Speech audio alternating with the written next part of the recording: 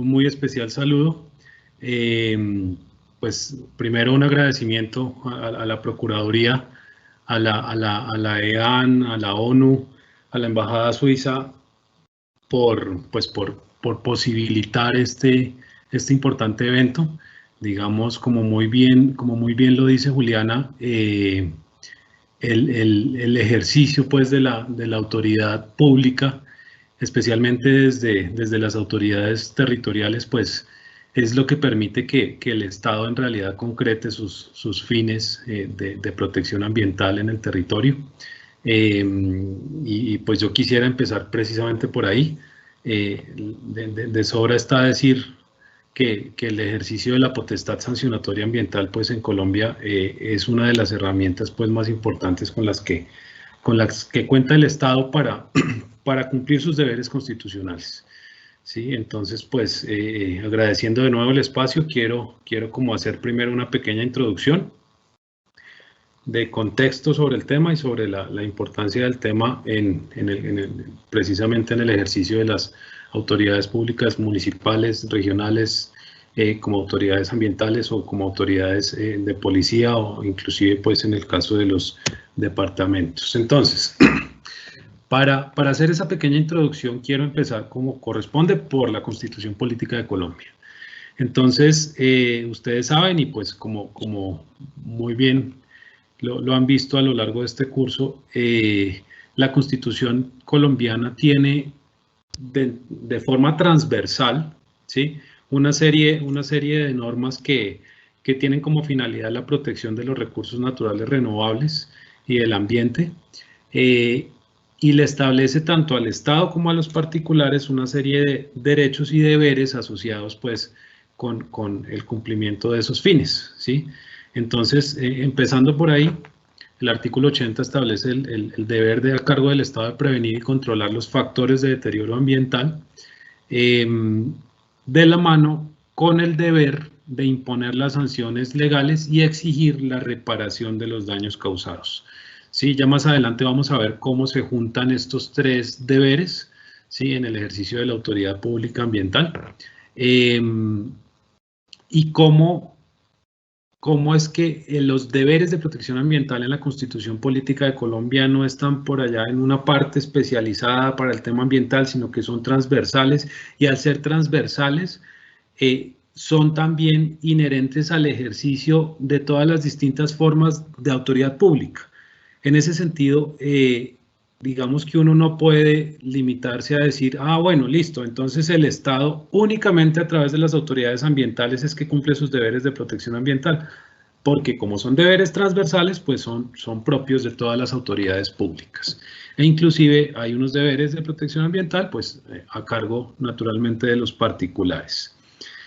Entonces, voy aquí a hacer un salto enorme de la Constitución Política a la Ley 99 del 93. ¿Y por qué digo enorme? Porque como ustedes ya seguramente lo han visto, la tradición jurídica colombiana de protección ambiental a través de instrumentos legales pues es de vieja data, ¿sí?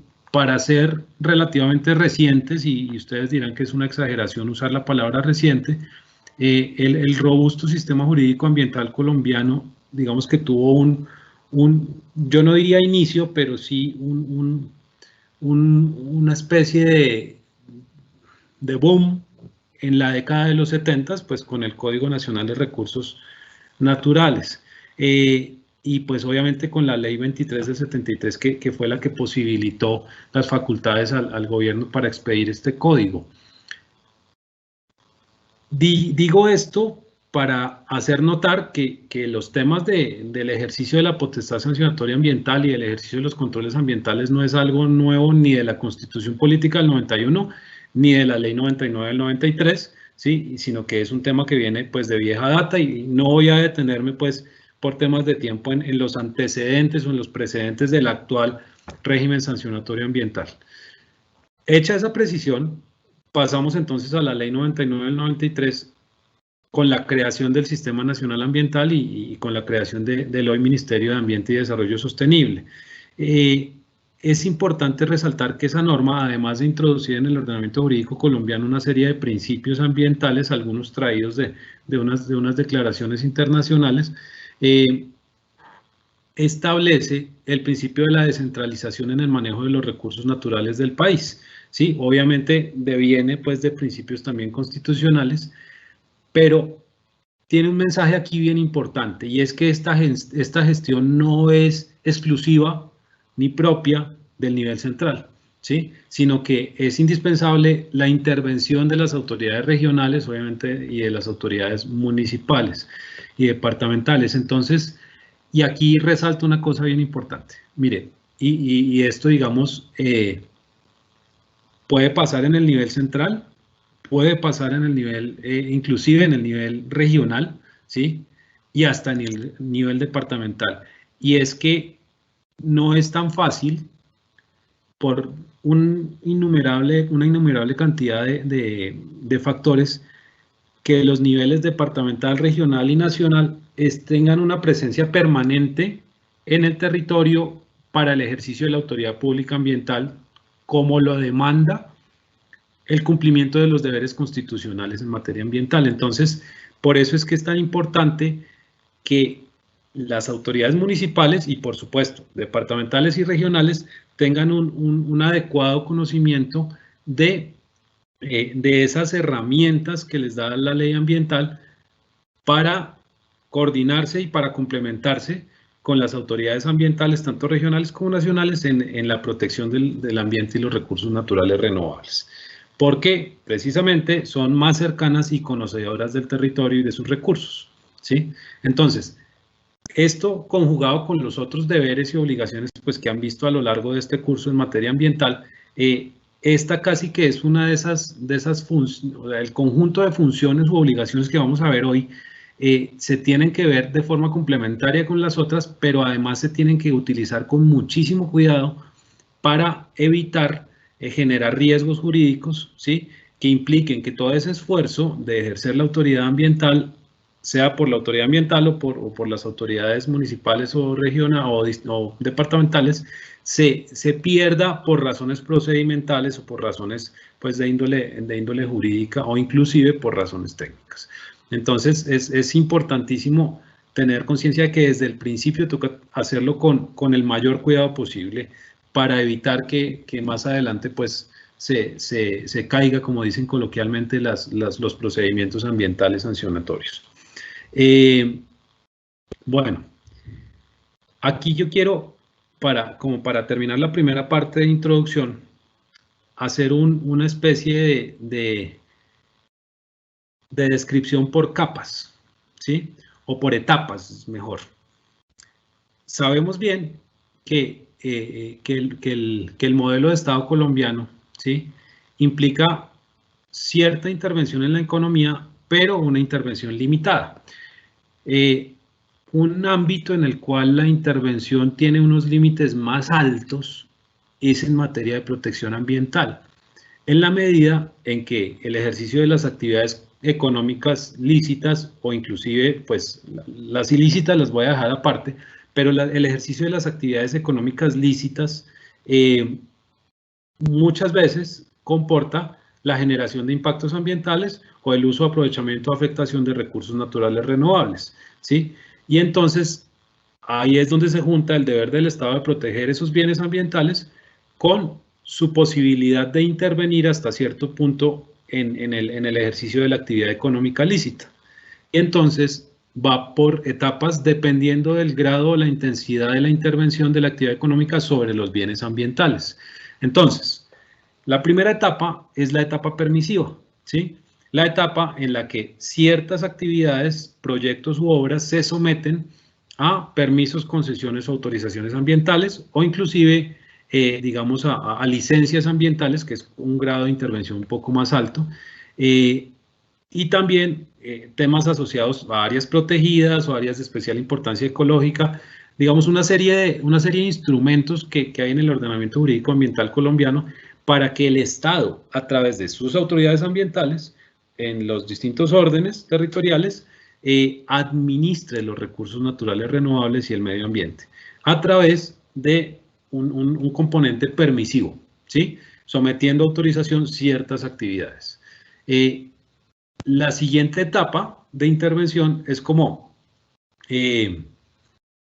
efectuar control y seguimiento ambiental al cumplimiento de esos instrumentos. Entonces, una vez otorgado un instrumento, pues la autoridad que lo otorgó le hace seguimiento para ver si lo están cumpliendo, para ajustar o imponer medidas adicionales si es necesario, ¿sí? Y para, digamos, hacer un acompañamiento como Estado a que se cumplan los fines del instrumento de manejo y control ambiental, ¿sí? Y que de alguna manera esa administración del Estado se ejerce de forma adecuada con unos límites claros para el particular o inclusive para las entidades estatales que también ejercen este tipo de actividades en ocasiones.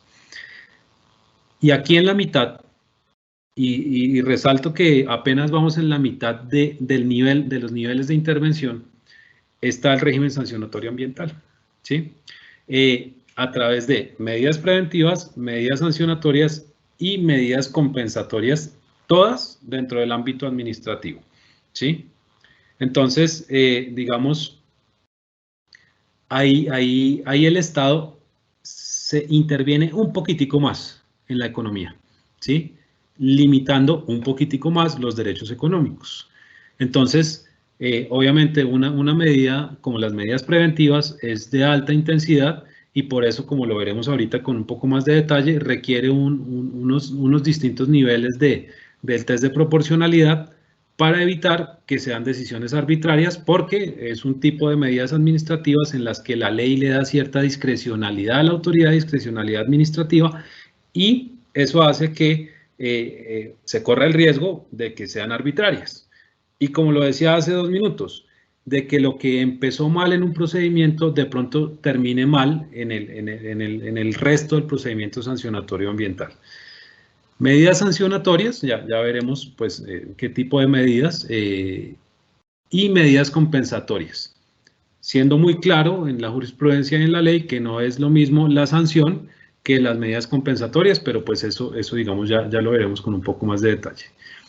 El otro nivel de intervención, ¿sí? Las acciones públicas o las acciones constitucionales de protección ambiental, como la tutela, las acciones populares, por ejemplo, en donde ya, digamos, la intervención hasta el nivel 3 considera al juez que no fue suficiente, ¿sí?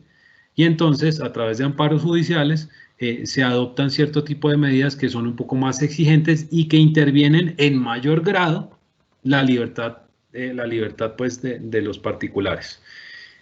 Y el último nivel de intervención, que ya involucra una restricción de derechos individuales mucho más grande, mucho más intensa, ¿sí?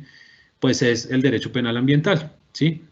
En donde ciertas conductas se consideran, pues están tipificadas pues en el Código Penal como delitos ambientales y obviamente pues implican ya la intervención de la Fiscalía General de la Nación y implican la posibilidad de que las autoridades ambientales se constituyan en víctimas para proteger pues los bienes públicos ambientales que ellos administran a nombre del Estado, ¿sí? Y pues implica todo un tema de colaboración entre las autoridades públicas, no solo ambientales, sino también ambientales, y la Fiscalía General de la Nación y la Administración de Justicia para cumplir los fines de verdad, justicia y reparación que están pues en el régimen penal colombiano. Entonces, ese nivel ya es mucho más intenso. ¿Por qué? Pues, y me vuelvo al punto 3. Una autoridad ambiental o una autoridad municipal o una autoridad departamental no puede privar de la libertad a un particular, de la libertad física, ¿sí? Pero pues un juez de la República, un juez penal, sí puede hacerlo y ese es el tipo de intervención que va como a su máxima expresión por parte del Estado en esos niveles de intervención del Estado. Hago esta pequeña introducción para ya entrar como en el contexto del punto 3, pero para que ustedes puedan ver no solo el árbol, sino el bosque completo, en materia o sea, como para antojarlos de que miremos esto como bosque y no como árbol, en materia de protección ambiental, ¿sí? En la medida en que el Estado tiene distintas formas y distintos niveles de intervención, y el sancionatorio ambiental es solo uno de ellos, pero uno, por supuesto, de los más importantes. Y lo digo con claridad, muchas veces, como esto tiene un contenido técnico tan fuerte, muchas veces en materia penal termina dependiendo el efectivo ejercicio de la acción penal de un robusto sancionatorio ambiental desde el punto de vista probatorio. Entonces, digamos, ahí hay un complemento bien interesante y por eso es que no debemos verlo como tan aislado, como una cajita, eso tenemos que verlo más desde arriba. Bueno, entonces, como les decía, si nosotros somos muy cuidadosos desde el principio, y esto, digamos, no se trata solamente de que ustedes se vuelvan unos expertos en materia de medidas preventivas o de régimen sancionatorio ambiental, sino que cuando uno se pone a estudiar un tema o cuando se pone a practicar un tema, pues le van surgiendo dudas. Ahí también la invitación es a que haya mucha coordinación entre las autoridades municipales y departamentales y las autoridades ambientales regionales y nacionales, ¿sí? Para que digamos, esté muy claro cuál es la forma de ejercer la potestad sancionatoria ambiental a través de las medidas preventivas, para que el resto del procedimiento sancionatorio ambiental esté blindado, para que como Estado, no viéndonos solo municipio, distrito, departamento, nivel central, corporación autónoma regional, que no nos veamos separados, sino que nos veamos integralmente y coordinados, ¿sí? ¿Para qué? En la medida en que hay coordinación del Estado, en sus distintos niveles, pues eso blinda los procedimientos y a la vez blindar los procedimientos muchas veces evita que por temas de forma, temas procedimentales, se termine sin cumplir el objetivo constitucional de protección material ambiental. Entonces, digamos que es bien importante y por eso quería como resaltar este punto. Todo esto que acabo de decir justifica lo que sigue, ¿sí? Justifica la necesidad de enfatizar en lo que sigue. Entrando aquí en materia y digamos, quiero empezar con algo muy importante y es el régimen sancionatorio ambiental. Por eso les explicaba lo de los niveles de intervención estatal, ¿sí? Les decía que uno de los niveles es el nivel permisivo. Para el nivel permisivo, pues hay unas competencias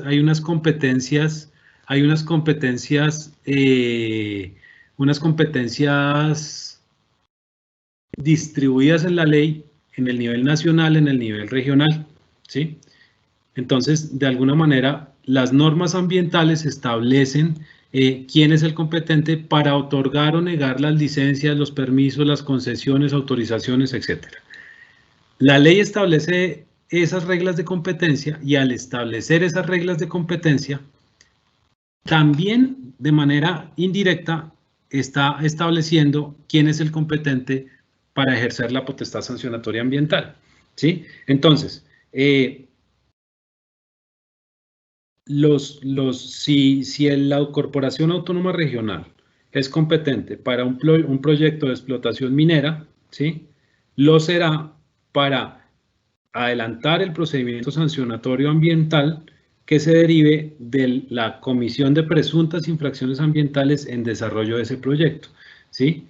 Por eso es que es muy importante que digamos, tener claro que hay ciertos proyectos, obras o actividades que están sometidos a permisos, concesiones, autorizaciones o licencias ambientales y que el que es competente para otorgar la licencia o el permiso lo es para ejercer la potestad sancionatoria ambiental, ¿sí? Empiezo por ahí, empiezo por la competencia, entonces esa es la regla general. Ya ahorita seguramente podemos ver lo que serían como las excepciones o la excepción principal, ¿sí? Pero la regla general de competencia en el sancionatorio ambiental está para las autoridades ambientales competentes, o sea, Ministerio de Ambiente, ANLA, parques, corporaciones autónomas regionales, corporaciones de desarrollo sostenible, las autoridades de los grandes centros urbanos, las creadas por la ley 768, digamos, aquellas que de acuerdo con la ley tienen carácter de autoridad ambiental, ¿sí? Entonces, eso hace que la competencia permisiva determina cuál es la competencia sancionatoria, pero aquí quiero hacer una precisión y es, resulta que hay actividades humanas que no están enmarcadas en una concesión, autorización o licencia ambiental, que no la requieren, digámoslo así, pero que pueden constituir una infracción ambiental, ¿sí? Y entonces, en ese caso, la infracción no es, pongo un ejemplo muy sencillo, la infracción no es haber hecho aprovechamiento forestal sin permiso o autorización, sino por ejemplo, la causación de un daño ambiental. La causación, y que ya vamos a ver en qué consiste, pero ese tipo de infracciones se les aplica una regla un poco más general de competencia, y es aquella de la Ley 99 del 93, según la cual las corporaciones autónomas regionales son la máxima autoridad ambiental en su jurisdicción, ¿sí? En ese sentido, cuando uno encuentra unos hechos que no se adecúan a algún permiso, concesión, autorización o licencia ambiental requerido, pero que constituyen infracción ambiental, pues el ejercicio de la potestad sancionatoria será competencia de la corporación, por esa regla general de autoridad, de máxima autoridad ambiental en su jurisdicción. Pero acá vienen también los principios ambientales de la Ley 99 del 93, y es que la Ley 1333, que establece el régimen sancionatorio ambiental, lo primero que dice, el primer mensaje que da, pues, después de fijar las reglas generales de competencia y la excepción que ya veremos, es decir, mire, aquí hay unos principios ambientales ya reconocidos en la Ley 99 del 93, los cuales también se aplican al régimen sancionatorio ambiental, ¿sí? Pero además, recuerde, señor operador jurídico, que esta ley está integrada al ordenamiento jurídico colombiano, y como esto es el ejercicio de una potestad sancionatoria administrativa, pues usted tiene que aplicar los demás principios de las actuaciones administrativas, que incluye, por el artículo 209 de la Constitución, el principio de coordinación, colaboración, eficacia, entre otros principios de las actuaciones administrativas, pues que también están en el CEPACA, en el Código Administrativo. ¿Y por qué resalto esto? ¿Sí? Porque es que yo no puedo, ni como autoridad ambiental, ni como autoridad municipal, considerar que estoy solo en el ejercicio de la potestad sancionatoria ambiental, sino que tengo que hacerlo de forma coordinada con las otras autoridades, tanto ambientales como no ambientales, ¿sí? En ese sentido, digamos, yo resalto un poco la relevancia de estos principios de las actuaciones administrativas, ¿sí? Listo, está claro, hay unos principios asociados al ejercicio de la potestad sancionatoria que inclusive coinciden en cierto grado con los del derecho penal, ¿sí? Asociados al debido proceso, al non bis in idem, etcétera. Pero aquí quiero resaltar un poco los de las actuaciones administrativas, y también quiero hacer mucho hincapié, y ya lo veremos ahorita, en dos principios que son principios ambientales de la Ley 99 del 93, que son el de prevención y el de precaución. En eso ya entraremos en materia ahorita, pero el mensaje que quiero dejar en este punto es: la Ley 1333 y sus decretos y resoluciones reglamentarias, y inclusive su jurisprudencia asociada, se debe leer en sede de principios, o sea, se debe leer bajo la sombrillita de estos principios, ¿sí? Para que los principios cumplan su función integradora del ordenamiento jurídico, para que sirvan de guía, que sirvan como mandatos de optimización para el cumplimiento de los fines estatales. Es importante leerlos bajo esa sombrilla, o sea, leer todas las disposiciones, pues, de la ley bajo esa sombrilla en este caso. Por eso la ley da una pista. Dice, mire, me hace el favor y a mí me lee con base en los principios ambientales, los principios de las actuaciones administrativas. Bueno, ahora, hay tres tipos digamos, generales de infracciones ambientales. Primero, la violación de normas de protección ambiental, ¿sí?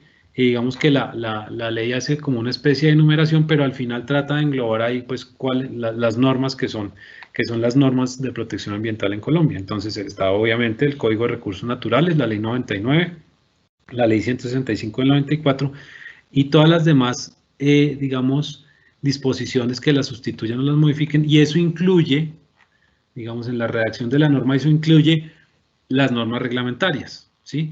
Es decir, el decreto 1076 de 2015, el decreto único ambiental, que establece toda la serie de disposiciones tanto para permisos, licencias, digamos, todo el régimen jurídico ambiental colombiano a nivel reglamentario está allí, pero también las resoluciones de carácter general del Ministerio de Ambiente y las resoluciones de carácter general o acuerdos inclusive de las corporaciones, ¿sí?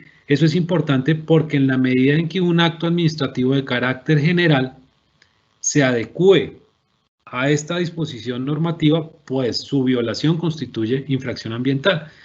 Y eso me hace aterrizar, digamos, en el segundo tipo de infracciones. Listo, les estaba diciendo que los actos administrativos de carácter general son, la violación de estos es infracción ambiental, pero también el desconocimiento o vulneración de los actos administrativos de carácter particular y concreto, principalmente pues los instrumentos de manejo y control ambiental, o sea, licencias, permisos, concesiones, autorizaciones que otorga la autoridad ambiental competente. En este punto, y solo como para como les decía, dejarlos antojados, revisen la sentencia C219 de 2017.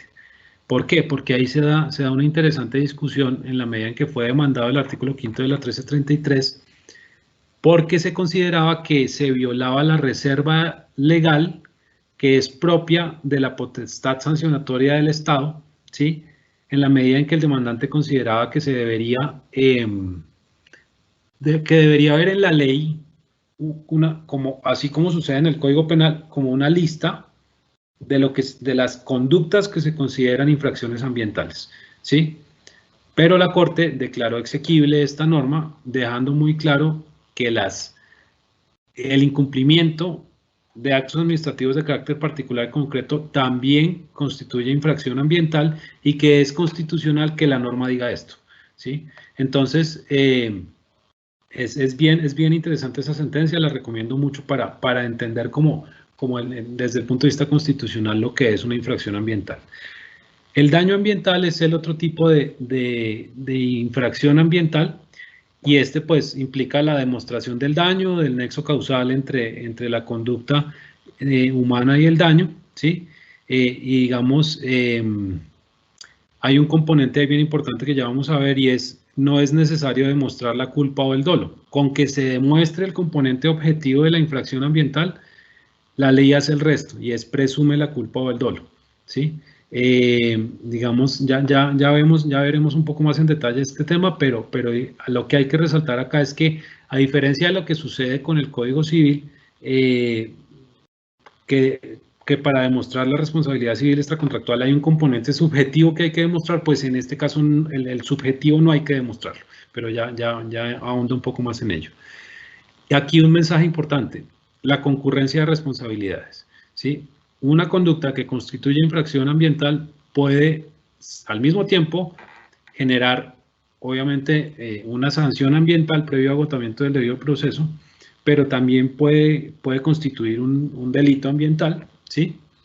Y un asunto que no es de competencia de las autoridades ambientales ni de las municipales o distritales o departamentales, constituir responsabilidad civil extracontractual, ¿sí? O sea, si causar un daño patrimonial pues a una persona, y esto pues obviamente se tendrá que ventilar ante la autoridad judicial correspondiente. Y obviamente pues el ámbito de competencia de las autoridades ambientales pues será el ámbito de la responsabilidad administrativa ambiental. Bueno, presunción de culpa o dolo. Yo digamos, en esta charla, y por cuestiones de tiempo, no pretendo agotar como todo el procedimiento sancionatorio ambiental, sino que quiero hacer énfasis en las medidas preventivas. Pero para poder hacer ese énfasis quería como pasar por dos capítulos pequeñitos, pero no menos importantes, que son las infracciones ambientales y la presunción de culpa o dolo. El régimen sancionatorio ambiental tiene esta figura muy particular, ¿sí? Poco común en el ordenamiento jurídico colombiano, pero que es constitucional, y pues digamos que ya hace más de 10 años pasó el examen de constitucionalidad.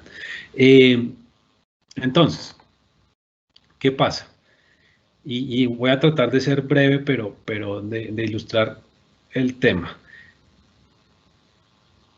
En Colombia, el régimen general de responsabilidad es la responsabilidad subjetiva, ¿sí? Excepcionalmente, hay regímenes de responsabilidad objetiva. La Corte fue muy clara en decir que esta presunción de culpa o dolo no significa un régimen de responsabilidad objetiva, ¿sí? que sigue siendo responsabilidad subjetiva, que está dividida en dos. Yo tengo dos componentes. El hecho generador, digamos, el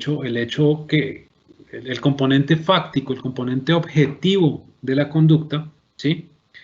Y el componente subjetivo, culpa, dolo, preterintención, es decir, la culpabilidad con la que actuó el agente. En un régimen normal de responsabilidad subjetiva, el Estado tiene que demostrar los dos elementos, el objetivo y el subjetivo. O sea, tiene que demostrar no solo el hecho, ¿sí?, la infracción objetivamente considerada, sino también tiene que demostrar que se obró con culpa o dolo. Pero aquí en este régimen se establece una excepción a la segunda parte. Y es, si la autoridad ambiental demuestra que hay una infracción ambiental, es decir, si se demuestra que hay un vertimiento que sobrepasa los parámetros o los límites permisibles establecidos en la norma y que además, digamos, o sea, que se efectuó sin permiso, ¿sí?, de vertimientos, pues la autoridad técnicamente demuestra ese aspecto objetivo. Pero además demuestra, pues, que la conducta sí la cometió el fulano. O sea, demuestra, mire, establece ese nexo causal entre la infracción y la conducta del investigado. Es decir, demuestra que el tubo con el que se está haciendo el vertimiento en la fuente hídrica viene de la instalación industrial o etcétera, de la persona a la que se le está atribuyendo la infracción ambiental. Demuestra eso. Pero no tiene que entrar a demostrar si ese señor o esa empresa actuó con culpa o con dolo, o con preterintención inclusive. No tiene que entrar a demostrar eso, ¿sí? Y centrándome un poco en culpa del dolo, que la norma aquí no habla de preterintención y ahí nos enredamos un poquitico. Yo no tengo como autoridad ambiental que demostrarle que obró con culpa o con dolo. Basta con que demuestre la primera parte y la ley presume el resto. En ese sentido yo edifico la presunción. Y ojo con eso, y es bien importante. Cuando salió la ley 1333, había algunas personas, algunos compañeros que consideraban, listo, yo ya no tengo que demostrar las infracciones ambientales. Basta con que yo afirme en el expediente que esa persona generó ese vertimiento ilegal y ya, él tendrá que demostrar que no hizo el vertimiento, que no fue él, que no violó los parámetros y además pues que no tuvo la culpa, que no obró con culpa o con dolo, ¿sí? No es eso lo que dice la ley ni lo que dice la Corte. Yo le tengo que demostrar la infracción, objetivamente, y que usted la cometió. Pero si actuó con culpa o no, eso lo resuelve la ley. Y ya le pone la carga de la prueba al presunto infractor para que desvirtúe la presunción. Entonces, si él actuó de manera diligente y prudente, respondiendo las reglas de la ciencia y la técnica que regulan la actividad, no excedió el riesgo permitido, ¿sí? No actuó pues con pereza mental o física, mejor dicho, hizo lo que tenía que hacer y lo demuestra, pero que a pesar de él haber hecho todo eso, no pudo evitar el resultado, en este caso el vertimiento por fuera de parámetros o el vertimiento, bueno, no hablemos del vertimiento sin permiso porque eso ya se parece al dolo, ¿sí? Él tiene que demostrar que no tuvo la culpa, o sea, que no actuó con culpa mejor o que no actuó con dolo, ¿sí? No es que si la autoridad le demuestra, no, si fue usted y aquí está la prueba de la infracción, entonces impajaritablemente va a ser sancionado. No, él tiene la oportunidad de desvirtuar ese elemento subjetivo de la responsabilidad, ¿sí? Y así está estructurado el procedimiento sancionatorio ambiental. Pero, bien importante, esa presunción de culpa sirve para tomar una medida que es muy fuerte, pero se pretende que sea muy efectiva, y son las medidas preventivas, ¿sí? Es decir, las medidas preventivas no necesitan que yo llegue hasta el final del procedimiento para vencerlo pues en el procedimiento y declararlo responsable para que le imponga una medida preventiva. No, la medida preventiva es inmediata y ya veremos pues sus atributos. Y la presunción de culpa o dolo ayuda también a reforzar jurídicamente esa medida preventiva, porque si yo veo hechos que la justifican, pues actúo de inmediato. No tengo que esperar a mirar a ver si el señor sí tiene la culpa o no tiene la culpa, no. Ahí el enfoque, la prioridad, el objetivo es la protección del ambiente que está en riesgo o que está siendo dañado. Bueno, Entonces, aquí quiero retomar un poquitico el tema de la competencia, porque cuando se evidencia una infracción ambiental, pues hay que saber quién es el competente. Entonces les decía ahorita que es competente únicamente aquella autoridad que sea competente para otorgar el permiso, concesión, autorización o licencia, ¿sí? Pero aquí viene la excepción. Y de aquí es de donde sacamos todo nuestro énfasis de esta charla, y es de la facultad de prevención, principalmente pues para los municipios, distritos, departamentos, obviamente también para las demás autoridades ambientales, pues porque hay unas autoridades ambientales competentes para unos proyectos, obras o actividades y otras para otros, lo que significa que entre autoridades ambientales también aplica la facultad de prevención, es decir, el Ministerio de Ambiente puede suspender un proyecto de competencia de una corporación, sí, y la corporación puede suspender un proyecto de competencia del ministerio, sí, con la ANLA igual, o sea, es recíproca la facultad de prevención, tanto entre autoridades ambientales, ¿sí?, como con las autoridades municipales, digamos, a pesar de que estas en principio no tengan esas funciones permisivas, pero las autoridades municipales, departamentales y distritales sí pueden imponer medidas preventivas cuando se den las condiciones para ello. Pero aquí es muy importante una cosa, y es, la facultad de prevención no significa que usted se pueda salir de su factor territorial de competencia, y eso es clave, ténganlo presente, ¿sí? Autoridades nacionales como la ANLA o el Ministerio pues tienen un factor de competencia territorial en todo el territorio nacional. Ahí no hay inconveniente, ¿sí? Pero ¿qué pasa si, voy a poner un ejemplo práctico, si un alcalde va con el director de la corporación en comisión y los dos van de viaje en comisión oficial, pero por fuera de su jurisdicción territorial? ¿Pueden imponer una medida preventiva? En mi criterio no, porque es que ellos pueden ejercer su autoridad pública, policiva, en su territorio, no por fuera de él, ¿sí? Y en ese sentido, ¿en el territorio puede imponer medidas preventivas ambientales? Sí, pero si usted ya se pasó a la jurisdicción de otro municipio, le toca coordinar con el otro alcalde para que él sea el que le imponga, ¿sí? Porque si no, se pone en riesgo el resto del procedimiento, porque es que aquí no se mira el factor de la competencia únicamente por el factor funcional, que sería aquí en este caso el que se permite, ¿sí? Y es que la regla general de competencia del factor funcional es competente el que sea competente para otorgar el permiso, pero no quiere decir que la ley esté renunciando a los demás factores de la competencia, hay un factor territorial. Entonces, digamos, importante tener presente esto. Y la ley pues refuerza la idea de la regla general de competencia. Usted puede imponer medidas preventivas y trasladar la actuación pues a la autoridad ambiental competente, ya veremos cómo y en qué tiempos, pero la sanción solo puede ser impuesta por la autoridad ambiental competente, es decir, que la ley le dé la facultad a la alcaldía, por ejemplo, para imponer una medida preventiva y trasladarla a la corporación no significa que tenga la facultad legal de imponer sanciones, ¿sí? Y ahí no solamente es importante saber que no puedo imponer sanciones, sino también saber que no puedo, digamos, irme más allá de mi territorio, ¿sí? Bueno, digamos, ya estamos viendo como un tema de los atributos de las medidas preventivas. Por su naturaleza son transitorias, una medida preventiva no está llamada para durar toda la vida, ¿sí?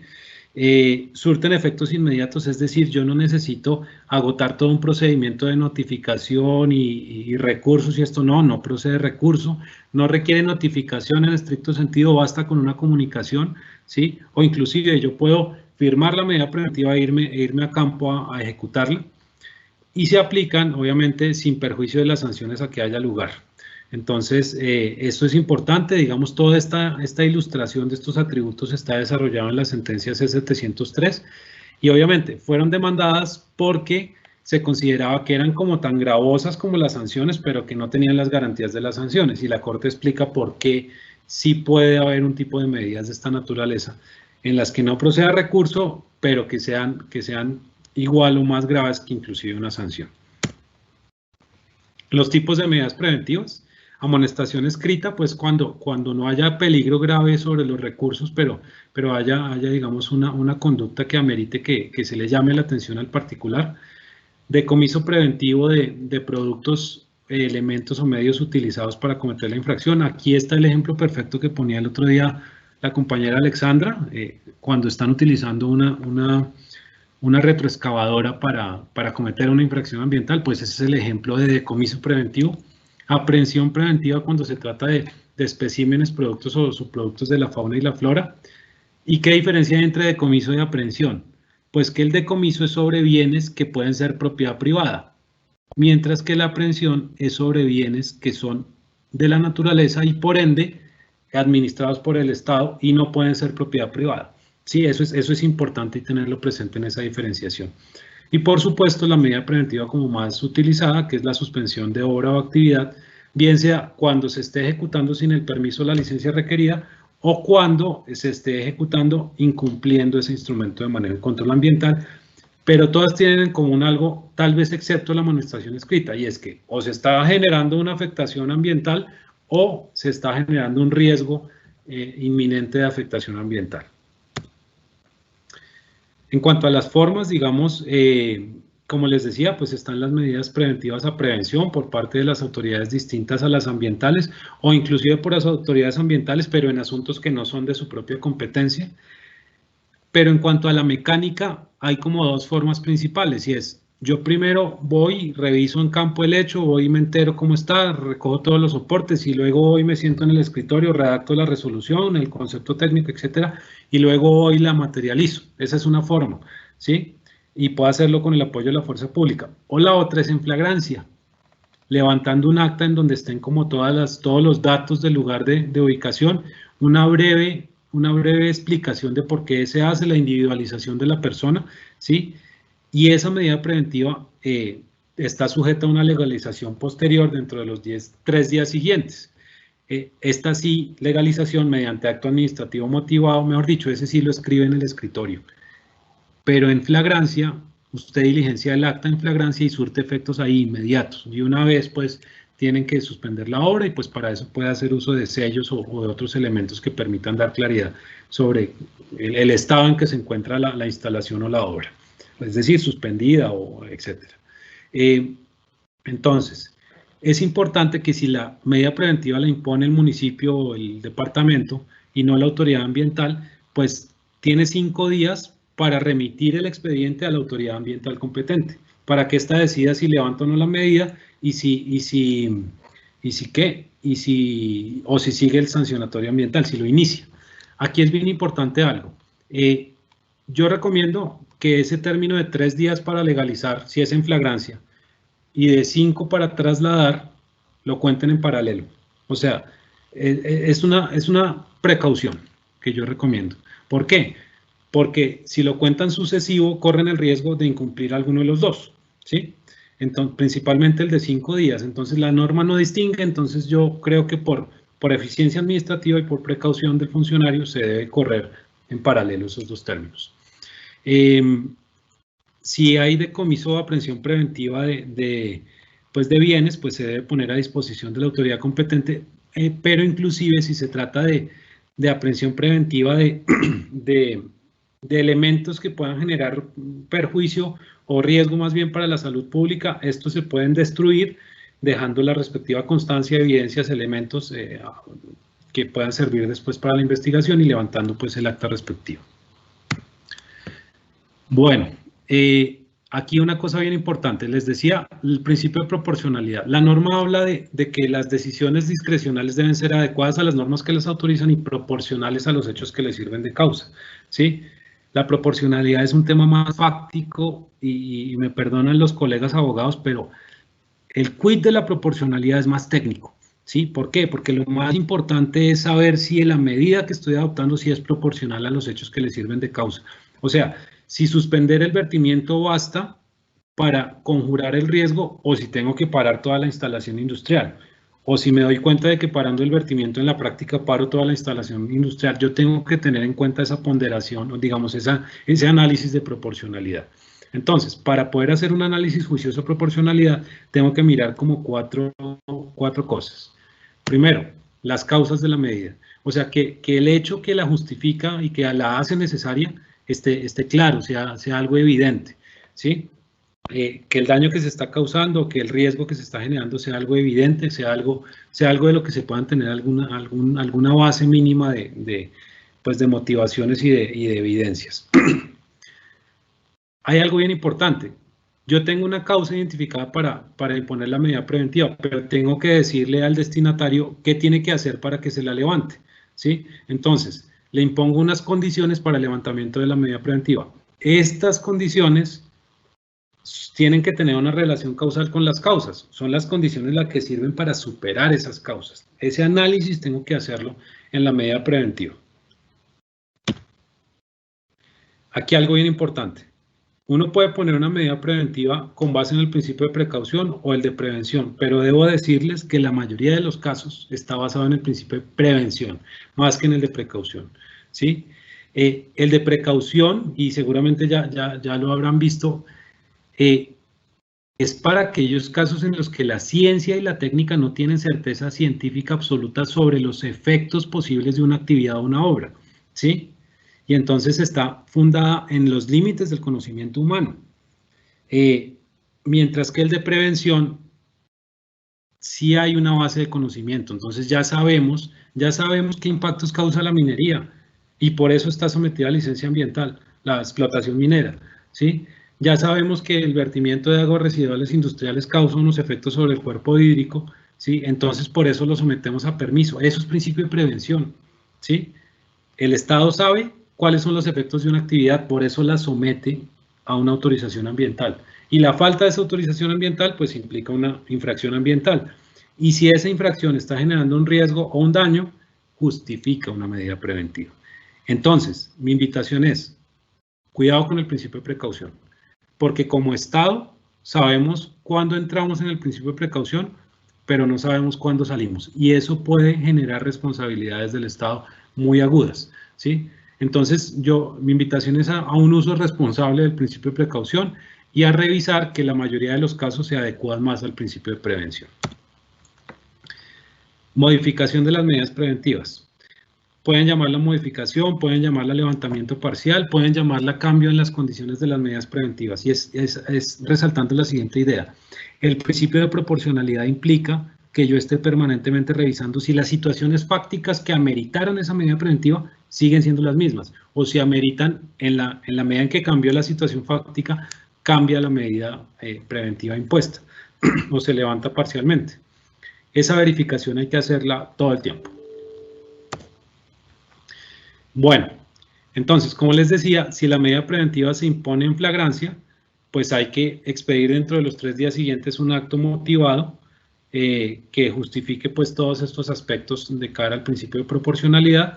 Y en todo caso, si se impone por parte de la autoridad que no es la competente para seguir el sancionatorio, para iniciarlo, perdón, pues tiene unos 5 días en simultánea para remitirlo a la autoridad ambiental competente.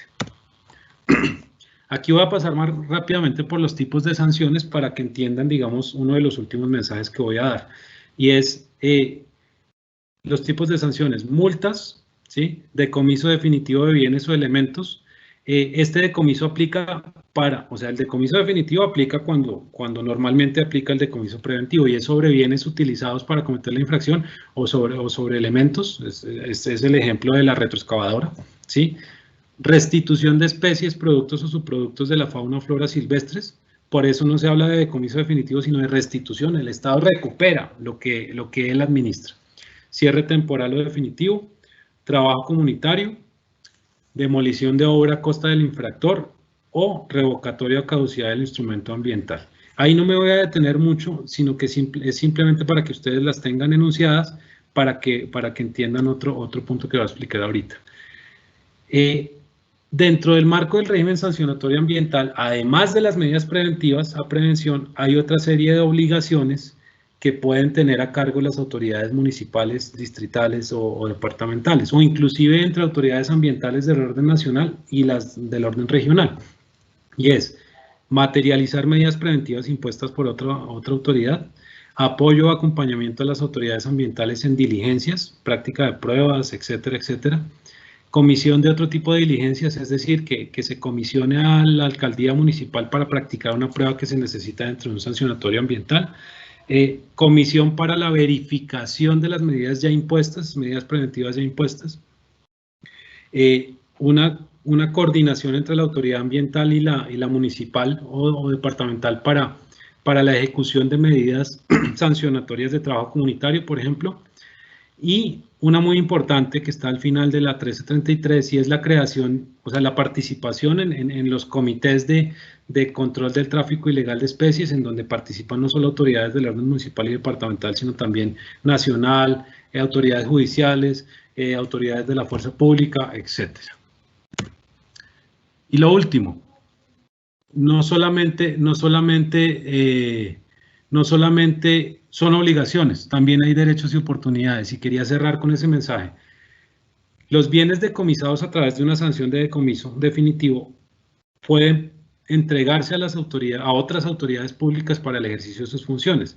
Y ahí estoy pensando en, digamos, como bien lo dijo la doctora Alexandra el otro día, las máquinas por norma en un operativo contra minería ilegal se pueden destruir, sí, pero si las condiciones logísticas de seguridad y etcétera permiten aprender material o retirar materialmente ese bien, y este bien termina decomisado al final por una sanción, esa retroexcavadora puede llegar a pasar a través de un convenio a la autoridad municipal para que la utilice en el ejercicio de sus funciones, ¿sí? Lo mismo sucede, un poco más fácil, menos difícil que las retroexcavadoras, con los productos o subproductos que se restituyan. Tal es el caso pues de los elementos maderables que pueden ser utilizados por autoridades públicas en obras públicas. Bueno, era eso básicamente. Yo agradezco muchísimo y pues quedo súper atento a las preguntas que a bien se tengan a hacer y a resolver las demás inquietudes que no se alcancen ahorita. Y de nuevo, un agradecimiento muy especial por permitirme participar en este espacio tan interesante y para un tema que me encanta personalmente. Gracias. Daniel, no, muchas gracias a ti. De verdad que ha sido muy nutritiva esta charla para el fortalecimiento de la gestión ambiental de nuestras entidades territoriales y nuestras autoridades ambientales. De todas formas, recordarles que todo el material queda cargado en nuestra plataforma Canvas. Y sí tenemos unas preguntas que nos han hecho muy puntuales y vamos con una de ellas y es, en el caso de los municipios, ¿quién firma el acta de las medidas preventivas? ¿El alcalde, el inspector o la policía? Ahí la norma habla del alcalde, o sea, la norma habla de los municipios, y como la norma no está distinguiendo entre las distintas autoridades municipales, lo ideal para minimizar los riesgos jurídicos sí es que sea el alcalde, ¿sí? Ahora, eso no significa que, por ejemplo, la fuerza pública no pueda decomisar, por ejemplo, bienes. Yo no veo tan claro que la fuerza pública puede ir a suspender un proyecto, obra o actividad sin el alcalde, ¿sí? Pero, por ejemplo, sí puede usar la figura bien por el lado penal del comiso, ¿sí? O puede usar la figura del decomiso, pero poniendo de inmediato a disposición de la alcaldía o de la autoridad ambiental competente los bienes decomisados o los elementos o los especímenes aprehendidos. Porque es que ahí, como decía ahorita, cuando se trata de la fuerza pública, confluye un tema de infracción ambiental, pero al mismo tiempo de una flagrancia de un delito ambiental, ¿sí? En ese sentido, el funcionario de la fuerza pública tiene una doble condición en donde puede ir a apreender los bienes como apoyo a la autoridad municipal de cara a un tema ambiental administrativo o para ponerlos a disposición pues de un fiscal por tratarse de una flagrancia de un delito ambiental. Es posible también de esa forma. Pero digamos que la norma no es tan clara en si el inspector puede hacerlo, y en ese sentido considero yo que lo más prudente es que sea el alcalde. Ahora, una cosa importante antes de la siguiente, eso no quiere decir, eso es en flagrancia, ¿sí? Pero no significa que si el funcionario competente no está ahí presente, porque la norma habla de funcionario, y dejo claro que no puede ser un contratista, por ejemplo, si el funcionario no está ahí presente en el sitio, pues se puede recopilar la información para rápidamente, como lo decía ahorita, en el escritorio, adoptar la medida mediante resolución y después ir a materializarla. Perfecto, muy clara esa respuesta. Vamos con la siguiente. ¿Qué sanción tiene una persona jurídica, en el tema de, hablando de una empresa de acueducto y alcantarillado, cuando se hace un vertimiento en un arroyo por urgencia sin tener los permisos respectivos? Bueno, ahí es importante una cosa y es la pregunta parte de la idea de que necesariamente hay sanción. Yo diría no necesariamente, porque hay unas causales eximentes de responsabilidad y una de ellas es el caso fortuito o fuerza mayor.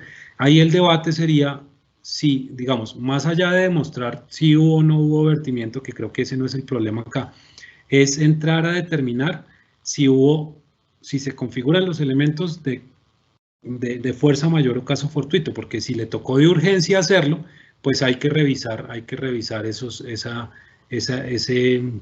esas figuras jurídicas de eximentes de responsabilidad, pero pues obviamente hay que iniciar un sancionatorio y adelantar pues la investigación para determinar si fue así o si no fue así. Perfecto. La siguiente es, si un invasor construye una vivienda en áreas cuyo uso del suelo no es permitido y genera un daño ambiental, ¿quién debe sancionar? ¿La Corporación Autónoma Regional o el municipio? Yo diría que los dos, porque hay concurrencia de infracciones, o sea, hay una infracción urbanística o una infracción al régimen de uso del suelo, ¿sí? Y al mismo tiempo hay una infracción ambiental. Y los dos pueden investigar en paralelo y no hay una violación al non bis in idem, porque los bienes de protección de los dos regímenes, el de ordenamiento y el ambiental, son, digamos, distintos en la medida en que uno está orientado a la protección de los recursos naturales y el otro al ordenamiento del suelo. Y yo sé que en el ordenamiento del suelo concurren pues factores ambientales, ni más faltaba, pero también el origen de las competencias es distinto. Es decir, ahí puede haber, y hay vastos ejemplos, sobre todo en Bogotá, de concurrencia de las dos responsabilidades. Perfecto. Vamos con la siguiente pregunta. El régimen sancionatorio y compensatorio se centra en medidas administrativas, pero no tiene el impacto necesario para que logre parar ciertas prácticas devastadoras. ¿Es posible que se logre avanzar hacia medidas judiciales más expeditas? Digamos, ahí la pregunta lleva implícita una afirmación que yo personalmente considero que la efectividad de las medidas sancionatorias ambientales y de las medidas compensatorias, yo qué les digo, no depende tanto de la ley. O sea, la ley da las herramientas en este momento. Hay unas que podrían ser mejores, eso es cierto, pero la ley le da las herramientas a las autoridades administrativas y en general y a las ambientales para que esas medidas cumplan su finalidad legal y su finalidad constitucional. Yo me devuelvo un poco al principio de la charla. No se nos olvide que muchas veces la coordinación entre autoridades es lo que determina la efectividad del ejercicio de las funciones estatales. Entonces, yo ahí reitero mi llamado a la coordinación. ¿Por qué? Muchas veces la falta de coordinación es lo que determina que vayamos como cada uno por su lado y no logremos de manera conjunta los objetivos estatales. Entonces, yo creo que las medidas legales administrativas son eficaces en la medida en que haya buena coordinación y que pues haya un ejercicio eficiente de la autoridad pública. Y considero que las medidas judiciales deberían ser el siguiente paso.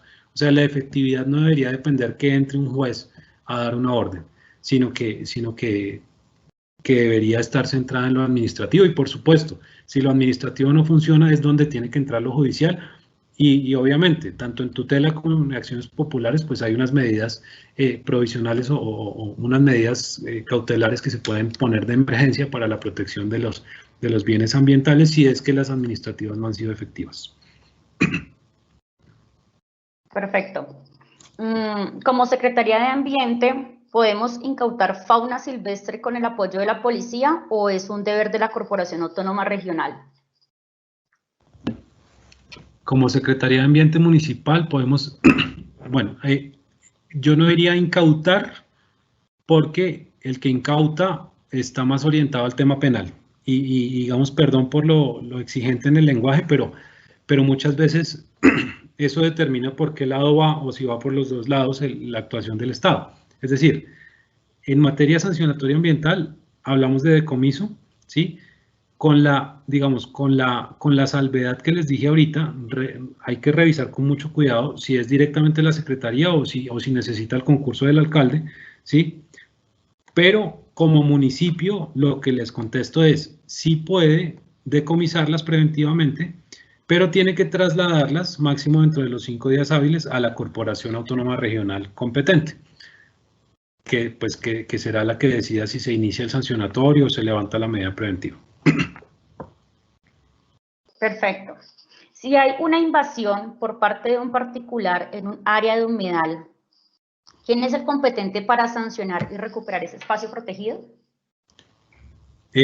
Ahí se aplica, digamos, la regla general de la máxima autoridad ambiental en el territorio. O sea, en este caso la autoridad ambiental competente, pues si es corporación o si es autoridad urbana, etcétera, ambiental, sería el competente por regla general para adelantar y culminar el sancionatorio ambiental y ordenar medidas compensatorias, por ejemplo, ¿sí? Ahí hay una cosa bien importante y es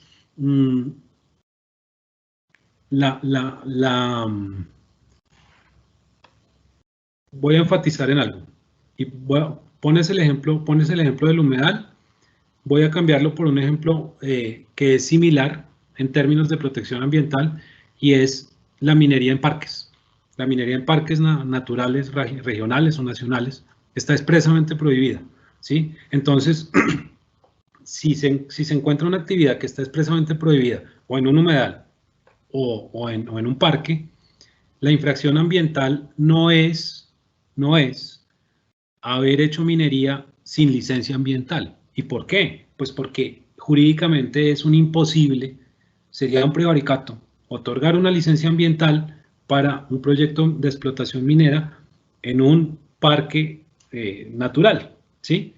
Y en ese sentido, al ser un imposible jurídico, pues yo no puedo decirle al particular, oiga, es que es infracción no tener licencia.